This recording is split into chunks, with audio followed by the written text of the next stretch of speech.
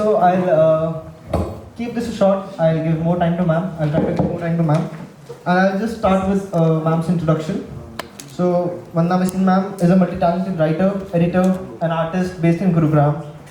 And before turning to the creative world full time, she spent over a decade in the corporate world as a banker. She's a cost and works accountant and a certified life coach, and a published author, and has received several prestigious awards for her literary contributions. And her work has been featured in over 3 dozen anthologies, both in India and abroad. And her latest book, The Gift of Self, is a beautiful collection of spiritual poems and prose that take readers on a reflective inner journey. She also co-authored Rhodes, which was honored as the best debut poetry book by the Asian Literary Society in 2021. And Vandana ma'am writes both in English and Hindi and expresses herself through poetry, short stories, and thought-provoking articles. She serves as the editor of AL's Fair magazine, a literary platform promoting literature, art, and culture. As an accomplished visual artist, her artworks have been showcased in several prominent exhibitions. She also runs the Verses and Hues Art Studio right in the heart of Gurugram. Please welcome. Can we please welcome ma'am with a round of applause? Welcome ma'am. Thank you so much, Rohan, for that beautiful introduction. Thank you. Alright ma'am, so right from the introduction I'll start with a question.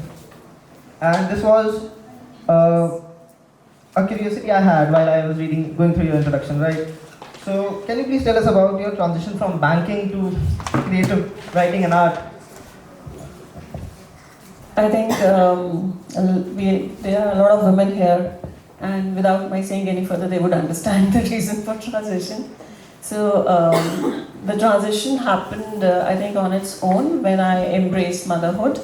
And this goes back in time when online working was, considered a great no-no. So if you're looking for an online job, you would, basically end up with a call center job or an MIS kind of a job.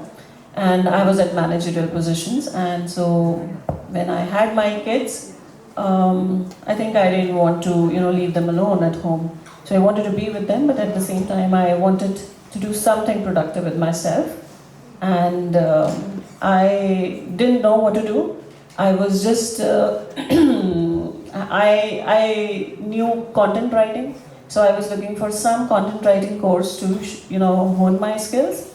But I landed on a creative writing course in British Council. I think universe has its own plans. That's all it happened, and I did that course about 10 years ago. And there I wrote my first poem, and then I knew that this is what my calling is, and then there's been no looking back. That's really beautiful. The turning point being you becoming a mother. That's really beautiful. Absolutely. Alright, another question. So, how do you decide whether an idea becomes a poem, a story, or a painting, since you do all of those things? Okay, that's an interesting question.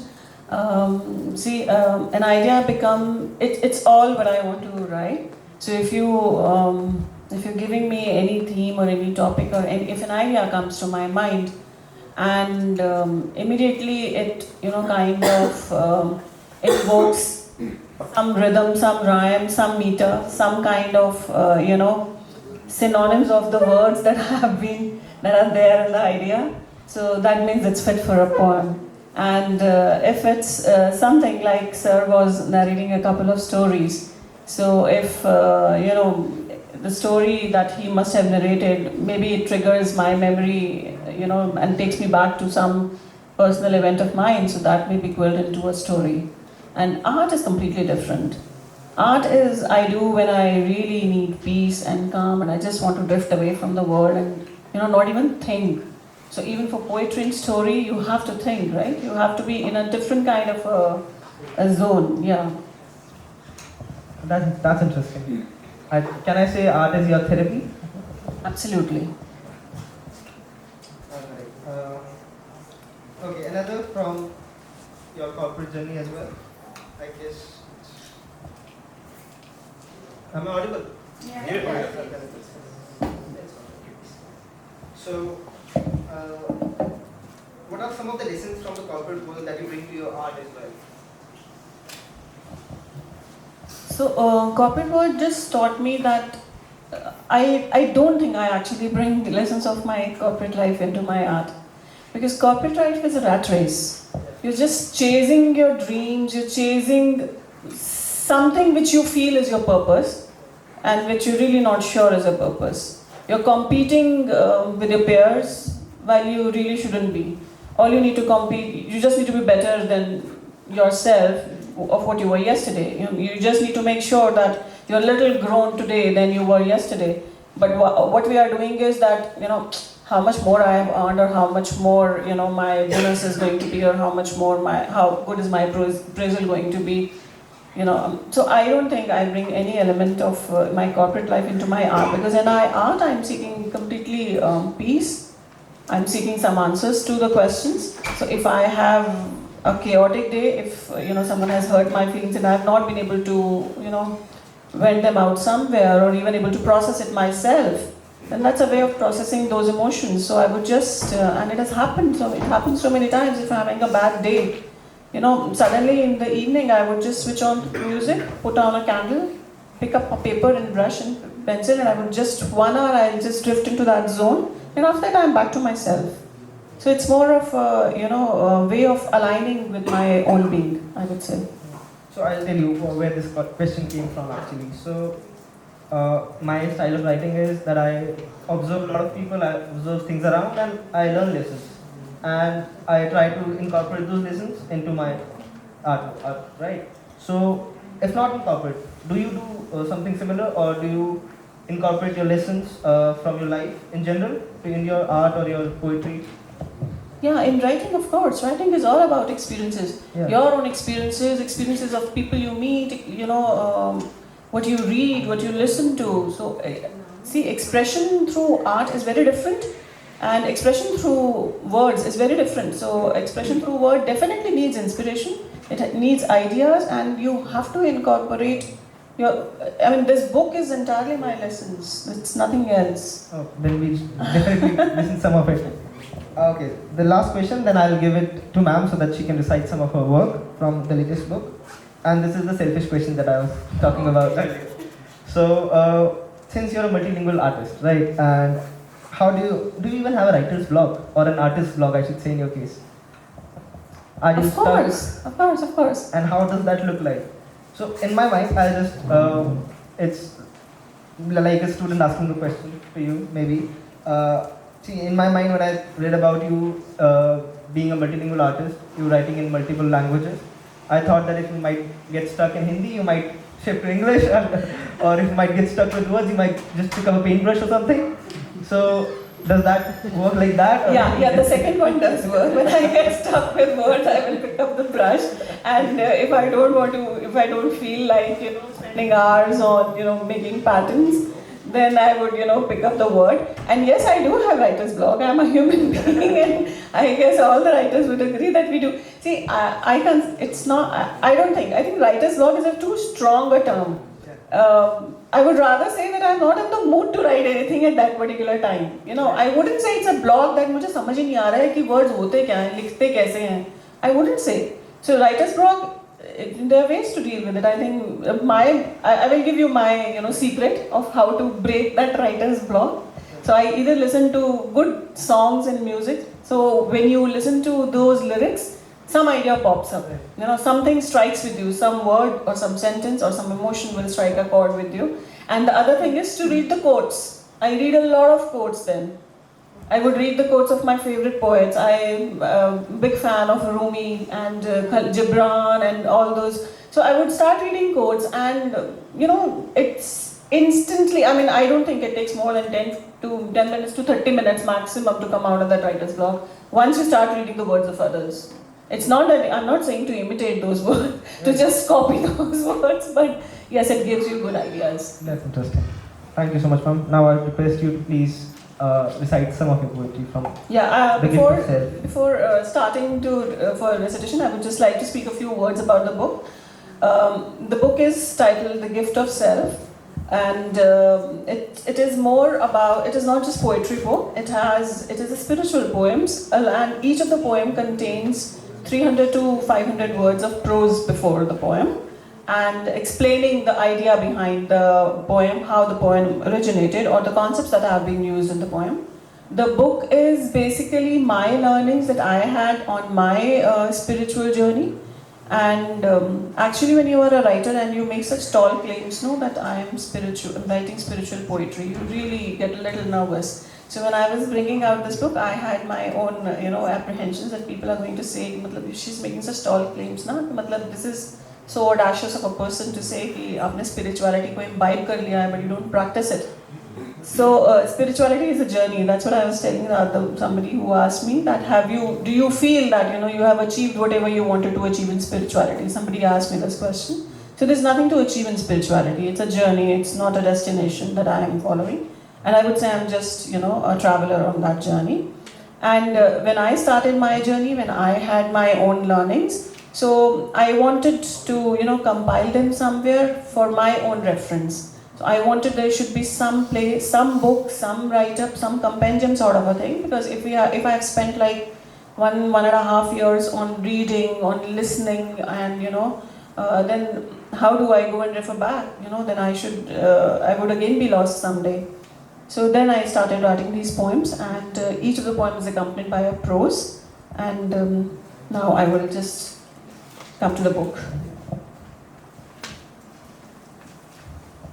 The book is divided into 6 parts, 6 categories. It's a path to enlightenment, quest for self, awakening, acceptance, insights, and divinity.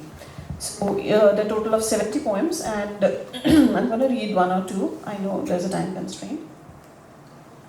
So it talks more about accepting the present, letting go, and knowing more about yourself, being introspective, pausing for a while. So I don't know what will resonate with you all, so I will just pick up something. So I'll read a few lines which accompany the title, the category Quest for Self. So each category has its own few lines.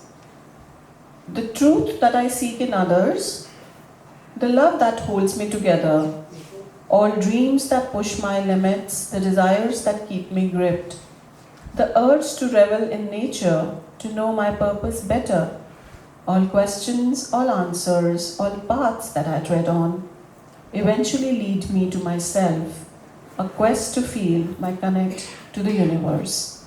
So this particular section will have similar poems, and so I'm going to read something about introspection. Introspection is the key to personal growth. No matter how learned we are, or how much we believe in ourselves or our dreams, we feel the need to ask ourselves those pertinent questions about our actions, relations, and our existence. We act or react in the moment, but it's not uncommon to be surrounded by guilt, regret, remorse, or fear later on. What or who makes us do so? Is it our consciousness, or is it our mind, or is it our heart reflecting on our actions? Sometimes we may find ourselves caught in the loop of thoughts quelled by our mind, and often this self-reflection is beneficial and in fact instrumental in carving our identity.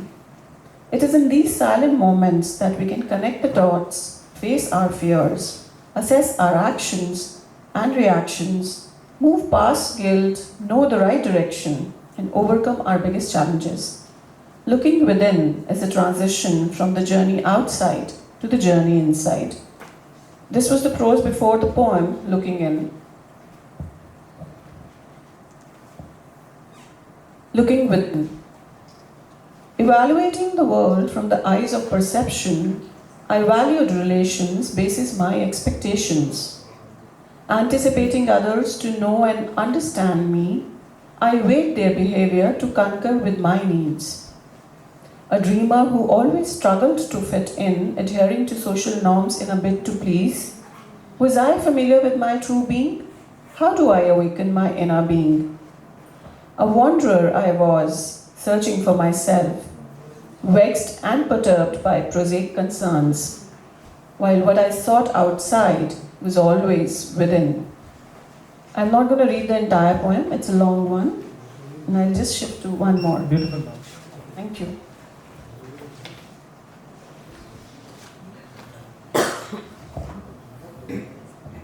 There's another one called My Pieces. Some pieces of mine are scattered in the universe. Some pieces I've held close to my heart. Some pieces pierce my already broken soul. Some pieces promise to make me whole. Some pieces make me reflect on my past.